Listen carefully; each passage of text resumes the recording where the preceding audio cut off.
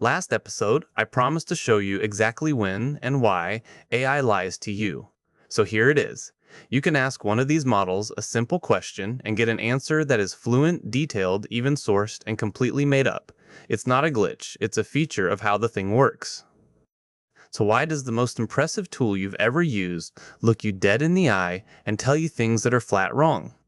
By the end of this, you'll know exactly where the lies come from, how to spot them, and how to force the truth back out of it. This matters because people are already getting burned. Lawyers have filed real court documents citing cases that never existed because an AI invented them. Students, patients, investors, all taking confident answers at face value. The price of a fluent lie is climbing fast. And the real danger isn't the obvious nonsense. You catch that. It's the answer that's 90% correct, delivered so smoothly that the one invented detail slides straight past you. Learn to catch that one detail, and you're already ahead of almost everyone using these tools. First, the honest part. The AI is not lying the way a person lies. Remember the big idea from last time? It doesn't know things, it predicts them. It has no concept of what's true. It is just guessing the next likely chunk of text every single time. So when it's right, it's because the true answer also happened to be the most likely sounding one, and when it's wrong, it's because a false answer sounded just as likely. The machine genuinely cannot tell those two apart. To it, they look identical. There's a sharper way to see it. A liar knows the truth and hides it. This is more like a confident student who never opened the book but will answer anything you ask, not deceiving you on purpose, just completely indifferent to whether the words are actually true. So a more accurate label than lying is confident guessing. The model is a guessing machine wearing the costume of an expert. It isn't a mind that knows the truth and hides it, just a pattern matcher, reaching for the most likely sounding words. Once you really see it that way, every strange thing it does is about to start making sense. Now, the headline failure, the one you've probably heard of, hallucination. That's when the AI simply invents something, a fact, a quote, a statistic, a source, and serves it to you as real. The fancy word makes it sound rare and exotic. It is neither. Here's why it happens. Ask about something the internet covered 1,000,000 times, and its memory is sharp. Ask about something rare, niche, or oddly specific, and that corner of its memory is blurry, so it fills the gap with whatever sounds most plausible. It's like a student bluffing an essay on a book they never finished. They don't stop and admit the gap. They smoothly write something that sounds right to paper over it. The AI does exactly that, at the speed of typing and without the guilt. The most dangerous version is the invented citation. Ask it for sources and it will happily hand them over. Real-looking author names, a convincing journal title, even a tidy link, all for a paper that was never written by anyone, anywhere. Why invent the source instead of admitting it has none? Because, statistically, a confident answer with a citation is what a good answer looks like. It's matching the shape of a trustworthy reply, it is not checking whether any of it is real. This is how actual lawyers got caught submitting briefs full of invented cases. The AI produced rulings that looked flawless, names, dates, quotes, citations, and nobody checked until a judge did. Fluent plus confident plus fake. That's the combination that bites. But why is it always so sure of itself?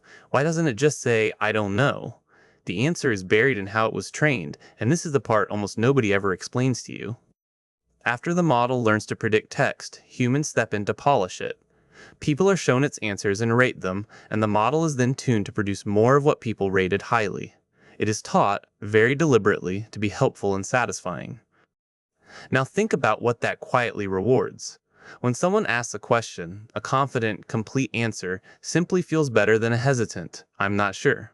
So the model learns that sounding certain earns the reward, even on questions where certainty isn't remotely justified. And here's the cruel twist. On a hard question, I don't know, scores nothing.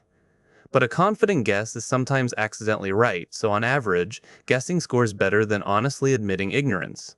We accidentally trained the thing to bluff. So the model almost never volunteers doubt. It has, in a real sense, learned that the appearance of knowing beats the honest admission of not knowing. If that sounds like a certain kind of person you sat through a meeting with, yes, exactly like that. It also has no real sense of its own uncertainty to share, even if it wanted to. There's no little inner voice whispering, "Careful, you're on thin ice here." It just emits the next confident-sounding word and rolls on, exactly the same whether it's solid or guessing. Put it together, a blurry memory plus a training reward for sounding sure, and you've built a machine almost perfectly designed to be wrong without ever once sounding wrong. That's not a bug they forgot to fix. It falls straight out of the recipe. Now, the sneakiest behavior of all, and the one barely anyone warns you about, sycophancy. In plain English, the AI is strongly biased toward telling you what it thinks you want to hear. It comes straight from that same training. Because it was tuned to give answers people like, it quietly learned that agreeing with you, flattering you, and validating your assumptions all earn good ratings. So it leans that way, sometimes sailing right past the truth to do it. Watch this in action. Give a model your answer and ask if you're right, and it often agrees. Then simply push back, "Are you sure about that?" And it will frequently fold and reverse itself, even when it was completely correct the first time. That's not reasoning. That's a people pleaser reading the room. The pressure hidden in your question, your tone, your wording, the answer you're clearly hoping for, quietly signals which reply will make you happy, and the model drifts straight toward it. This is exactly why leading questions are so dangerous. Ask, "Why is this stock a great buy?" And it will dutifully build you the case for buying, not because it's actually a good buy, but because you just told it which conclusion you wanted to reach. So it can become a mirror with a smile. It reflects your own assumptions back at you, dressed up to look like independent analysis. You feel confirmed, you feel clever, and the two of you can be confidently, comfortably wrong together. We'll fix this with how you ask in a minute. But just knowing the tool quietly wants to please you should change how much weight you put on a yes. When it agrees with you, that is the moment to get more suspicious, not less. There's one more source of lies, and it has nothing to do with confidence or flattery. The model simply absorbed an enormous amount of stuff from the internet that was never true in the first place. It learned from a vast slice of human writing, and human writing is stuffed with myths, outdated facts, marketing spin, and plain old mistakes. The model soaked all of it up, and it can repeat any of it back to you just as smoothly as the truth. So it might confidently feed you a debunked health myth, or a fact that was corrected years ago purely because that version showed up often enough in what it read. Popular and frequently repeated is not even close to the same thing as correct. It also has that knowledge cutoff we covered last time. Ask about something recent and, unless the app lets it search, it's answering from a frozen past, and it may quietly paper over the gap by guessing what probably happened since. And it inherited our slants as well. If the writing it learned from leaned a certain way, the model leans that way too, and it will state that slant back to you in the calm, even tone of plain neutral fact. The mirror doesn't only flatter, it also distorts. Let's assemble the whole picture, because the framing really matters.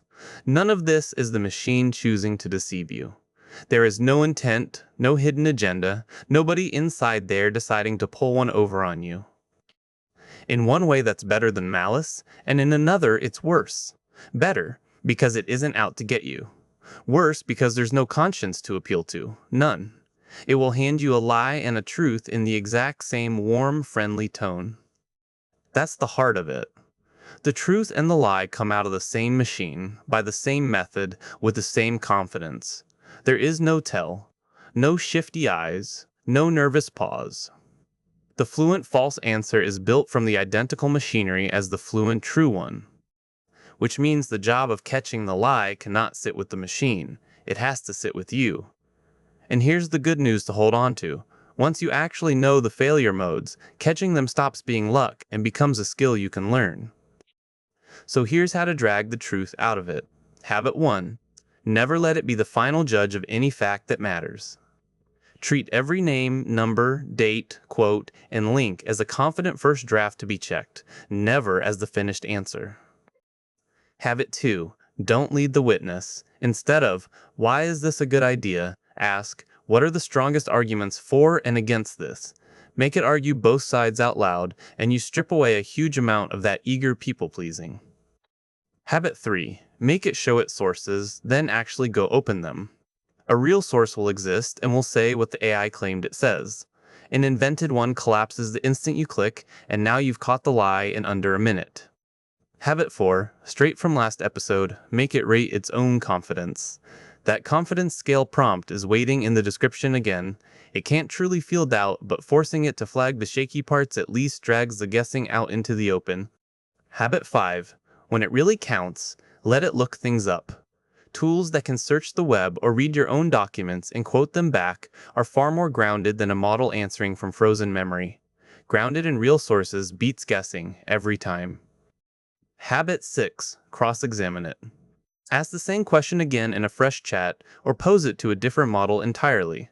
When an answer actually matters, a second independent opinion exposes a confident one-off invention surprisingly fast. And none of this makes the tool useless, just the opposite. A tool you know how to distrust in exactly the right places is far more powerful than one you blindly believe. Healthy skepticism is what turns it from a liability into a genuine superpower. So here's the one thing to carry out of all this. The AI isn't lying to you, it's guessing, confidently, every single time, and it cannot tell its best guess apart from the truth. That last job, the judging, is yours now. So hold it like a brilliant, lightning-fast, slightly unreliable intern, wonderful for drafts, ideas, and first passes, and never the final word on anything that actually matters. Verify it, don't lead it, and always make it prove its sources. If this changed how you'll use these tools, subscribe. It genuinely helps more than you'd think.